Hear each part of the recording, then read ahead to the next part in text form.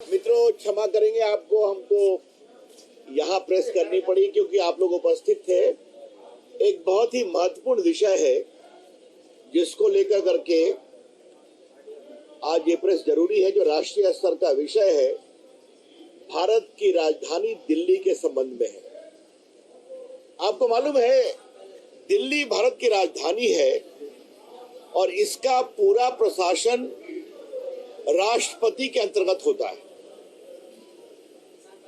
वहां पर पार्लियामेंट है, वहां पर राष्ट्रपति भवन है, वहां पर आपके हर प्रदेशों का केंद्र है, भारत सरकार की बड़ी बड़ी संस्थाओं का वो केंद्र है। वहां पर विदेशी राष्ट्रपति प्रधानमंत्री आते हैं, ये आप देखते रहते हैं। ऐसी परिस्थिति में उनका वहां पर एक विधानसभा भी बनी है 239 AA के अंतर्गत, संविधान के अंतर्गत, जिसमें वहां की सरकार चलाने की व्यवस्था है। लेकिन मूल रूप से वो एक राजधानी है, तो उसका एक विशेष स्वरूप है और पूरे देश का उस पर अधिकार है। और भारत की सरकार, राष्ट्रपति जी डेमोक्रेटिक रूप से उसका विचार करते हैं।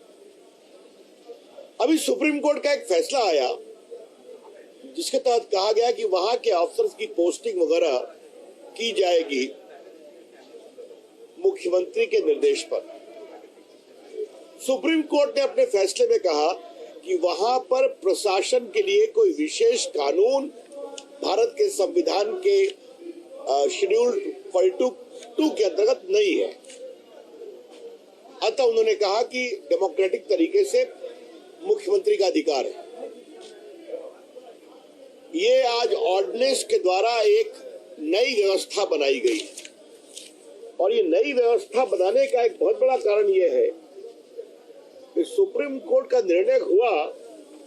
और देखिए, वाईजे राजशेखर IAS 2010 बैच के थे, जो एक्साइज स्कैम को वहां एग्जामिन कर रहे थे और केजरीवाल जी के रेजिडेंट शीश महल के बारे में घपले का परीक्षण कर रहे थे, जल बोर्ड के स्कैम का निरीक्षण कर रहे थे, उनको हटा दिया गया और उनके खिलाफ एक NGO की शिकायत पर झूठा केस किया गया।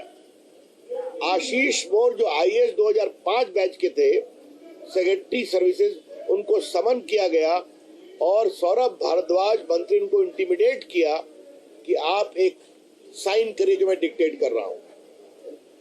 एक किनी सिंह, एक लेडी IAS ऑफिसर थी, उसको भी मंत्री भारद्वाज ने उसी प्रकार से हैंडल किया और दबाव डाला। ये किरण सिंह और आशीष मोर दलित समाज के भी IAS ऑफिसर हैं। सुरवीर सिंह एक IAS 2005 बैच के हैं, वो सेक्रेटरी पावर हैं। वो केजरीवाल की सरकार और प्राइवेट डिस्कॉम के बीच में लगभग 20,000 करोड़ के घपले के बारे में आपत्ति उठा रहे थे। उनके खिलाफ भी पंजाब पुलिस के द्वारा दबाव डालने की कोशिश की गई।